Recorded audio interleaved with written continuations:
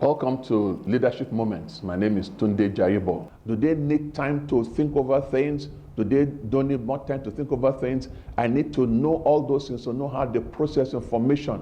Am I believable? Do they believe what I'm saying? Am I a credible person? All this will affect the way they process information. Now, the fifth component, which is the most important, is for the audience to act in the way you have intended. They must act in the way you have intended. They must do what you want them to do.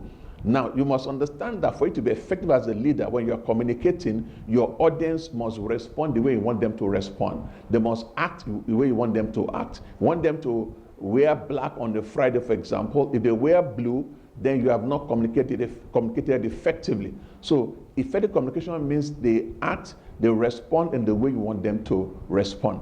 Now, out of those 5 components of effective communication, 2 of them are the primary responsibility of the leader, of the communicator. The first one, of course, is having an intended purpose. The second primary responsibility of the leader communicator is the transmission. Now, the primary purpose of the audience is one, the way they receive information, how they process, and acting as the communicator intends. But you see, if you just limit communication to those 2 basic dimensions, you're not going to be an effective communicator.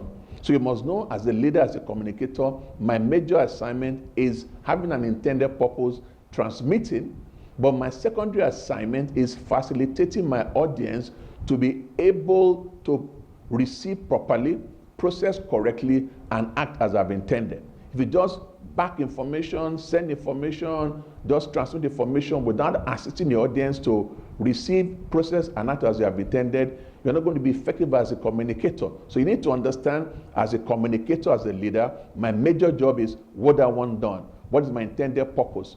How do I transmit it? Do I send a memo? Do I send an email? Do I call a staff meeting? Do I call for a training?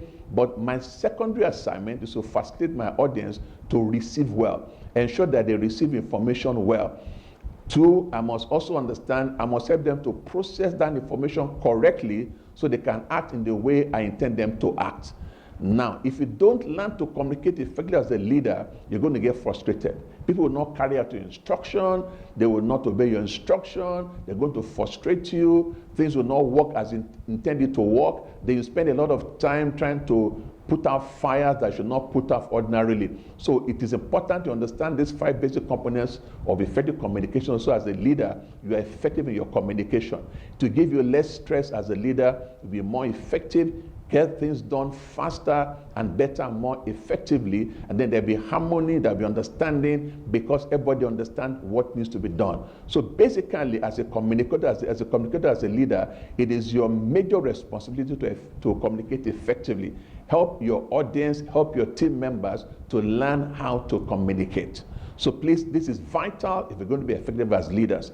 We'll stop here for today, and at the next episode, we'll start on another topic, and I believe this will really help you. So let's go back and review what you have shared today, and at the next episode, we'll start looking at that leadership principle.